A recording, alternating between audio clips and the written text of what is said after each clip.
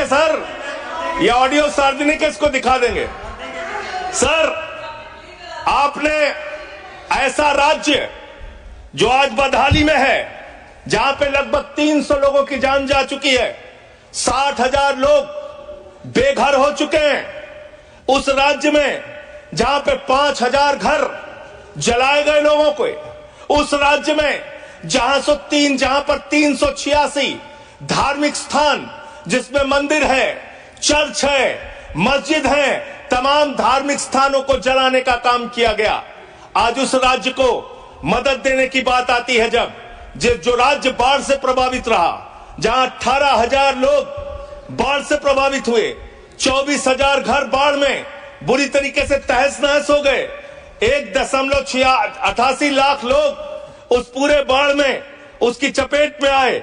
मान्यवर, ऐसे राज्य को जब मदद देने की बात आती है तो मुझे बहुत अफसोस के साथ कहना पड़ता है, आपने बजट में जो बढ़ोतरी की है, 34,899 करोड़ का बजट 2024-25 में था, और उस बजट को रिवाइज किया आपने, बजट को कर दिया 32,656 करोड़ रुपए। और फिर उसी बजट को जब आप 25-26 में लेके आ रहे हैं तो मात्र 5.5% आपने बढ़ाया और उसको करके 35,103 करोड़ रुपए का बजट आपने किया। ये आपके मणिपुर के प्रति आपकी धारणा है, आपकी योजना है।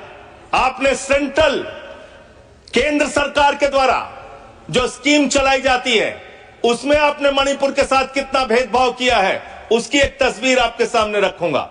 प्रधानमंत्री आवास योजना में 72% पैसा आपने कटौती किया, आयुष्मान भारत योजना में 78% पैसा आपने कटौती किया, ओबीसी स्कॉलरशिप में 58% पैसा आपने कटौती किया, राष्ट्रीय ग्राम स्वराज अभियान में 42% पैसा आपने कटौती किया, प्रधानमंत्री गरीब कल्याण अन्न योजना में 60% पैसा आपने कटौती किया, राष्ट्रीय कृषि विकास योजना में 20% पैसा आपने कटौती किया, बेटी बचाओ बेटी पढ़ाओ अभियान में उस राज्य के अंदर जहां पे महिलाओं के साथ रेप की घटनाएं हुई, बलात्कार की घटनाएं हुई, उस राज्य के अंदर जहां एक कारगिल योद्धा की पत्नी को निवस्त करके घुमाया गया, उस राज्य में बेटी बचाओ बेटी पढ़ाओ के नाम पे आपने 49% बजट में कटौती करने का काम किया।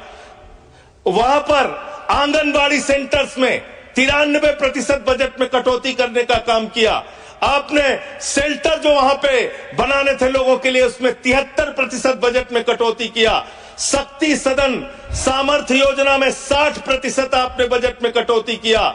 साक्षी निवास सामर्थ्य योजना में 81% बजट में कटौती किया। ये आपकी सेंट्रल स्कीम है जो आपने राज्य सरकार के साथ भेदभाव किया और वहां पे कटौती करने का काम किया। क्यों ऐसा कर रहे हो आप? आपने मणिपुर को 2 साल तक जलाया। आप देश भर में नफरत फैलाने का काम करते हैं। आपका ध्यान देश की अर्थव्यवस्था पे नहीं, देश की बेरोजगारी पे नहीं, किसानों पे नहीं, महंगाई पर नहीं। आप दिन रात औरंगजेब औरंगजेब औरंगजेब औरंगजेब, जनता कह रही है कट गई जेब कट गई जेब कट गई जेब, लोगों की जेब कट रही है, आप औरंगजेब औरंगजेब औरंगजेब चिल्ला रहे हैं। अरे हिंदुस्तान की चिंता करो, हिंदुस्तान की चिंता करो, राष्ट्रपिता महात्मा गांधी की चिंता करो। गोडसे के रास्ते पर मत चलो, गोडसे के रास्ते से ये देश आगे नहीं बढ़ेगा, गांधी के आदर्शों पर यह देश आगे बढ़ेगा। आपको तो गांधी की मूर्ति से भी परहेज है, आपने उसको भी हटाने का काम किया। मान्यवर, मैं आप लोगों आपके माध्यम से इस सरकार से पूछना चाहता हूं कि जो मणिपुर में 60,000 लोग आज बेघर हुए हैं, क्या इस बजट में उनका घर बनाने की आपके पास कोई योजना नहीं होनी चाहिए? आज जो मणिपुर के अंदर लोगों के घर जलाए गए हैं, क्या उनका घर बनाने की योजना आपके पास नहीं होनी चाहिए?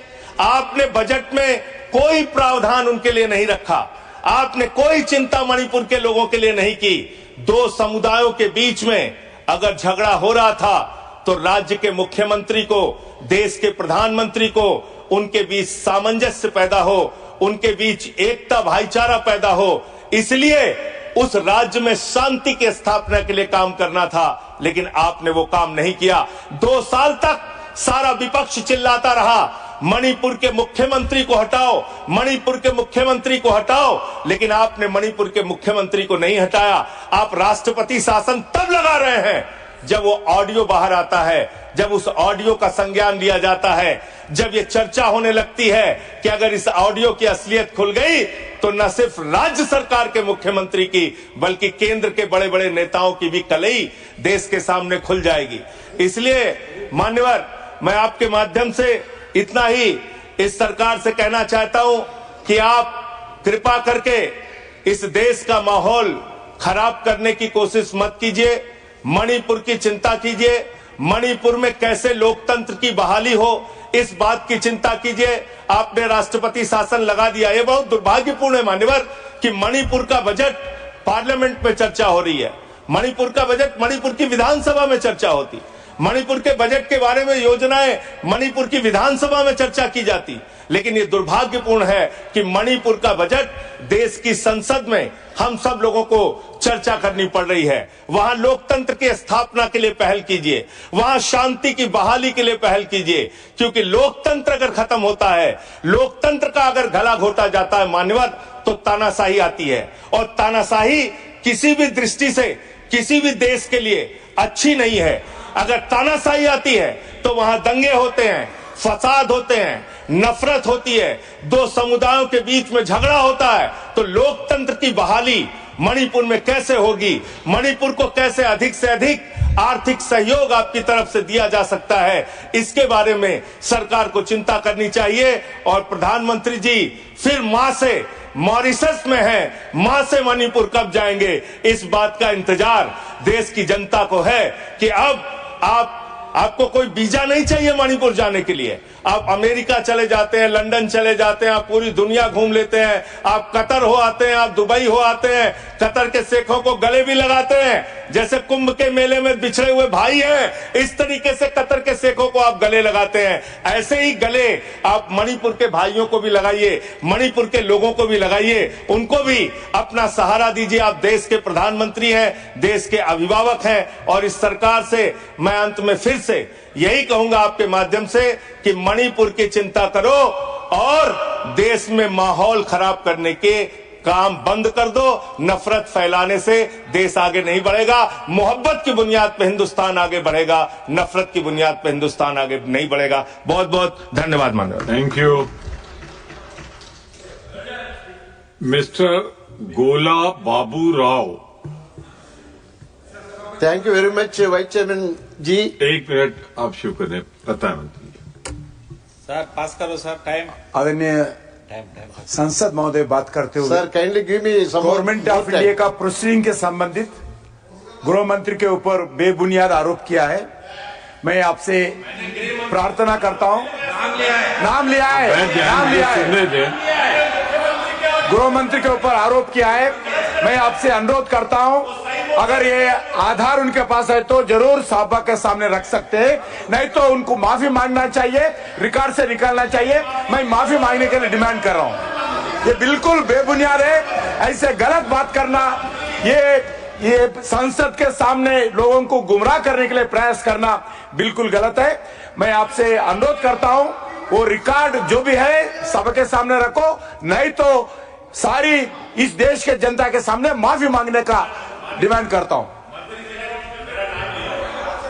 मान्यवर, मैंने जो बात कही है, मैंने कहा है एक न्यूज वेबसाइट पे एक ऑडियो पड़ी है मुख्यमंत्री की, वो सार्वजनिक है, पब्लिक डोमेन में है, और उसमें कही गई जो वार्ता है उसका जिक्र मैंने किया मान्यवर, और मैंने उसके जांच की मांग की है। वो ऑडियो सही है कि गलत है, उसकी जांच कराई जाए मान्यवर। और अगर वो ऑडियो सही है तो ये बहुत गंभीर है, उस पर कार्रवाई होनी चाहिए।